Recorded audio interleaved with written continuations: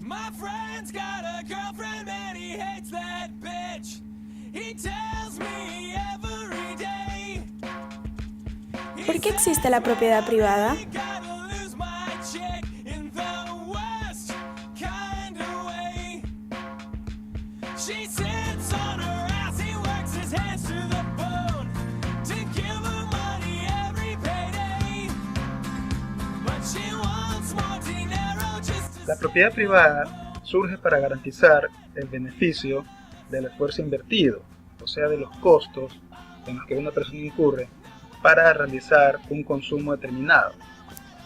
Esto ocurre de manera inevitable.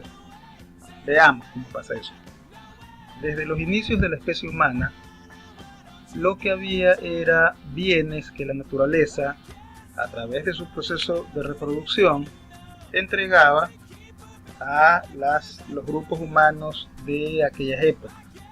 Entonces, como la cantidad que la naturaleza reproducía era mayor que la cantidad de los bienes que la sociedad necesitaba, se estaba ante una situación de abundancia. Lo que había era consumidores.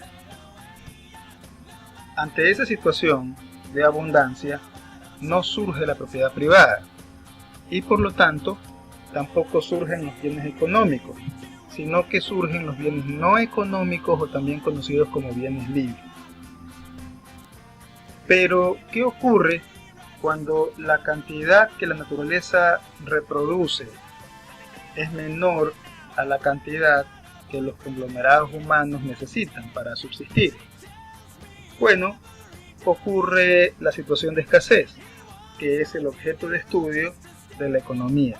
Es el motivo por el cual la ciencia económica existe. Cuando hay escasez, cuando se da la escasez, hay grupos humanos que se dedican a consumir y otros que son más previsores y se dedican a producir también.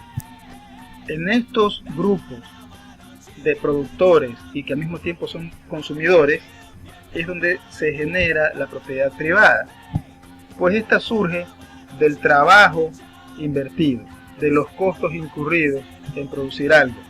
En el grupo de los consumidores aquello no ocurre, así que se da el proceso de producción, que es distinto al proceso de reproducción, pues un proceso de producción es artificial, es decir, un productor puede potenciar la producción de mangos, la producción de leche, es decir que puede hacer que el resultado del proceso entregue más productos de los que la naturaleza hubiera logrado reproducir. Ahora bien, ojo con algo, ya surgió la propiedad privada, pero eso ocurrió en aquellas personas que tomaron la iniciativa e incurrieron en costos para producir estos bienes. Entonces, mientras los consumidores tratan de tomar la producción, los productores tratarán de defender esa producción, pues ellos la han hecho para su familia. Así que se produce una conflagración. ¿Quién triunfa aquí? Pues siempre en el largo plazo suelen triunfar los buenos, los que se organizan, las personas que en este caso serían los consumidores que se han convertido en productores para garantizar la existencia de sus grupos humanos, de su familia.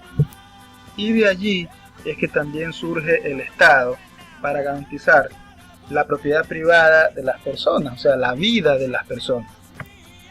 Aquí dejamos un par de preguntas para que las puedan deducir.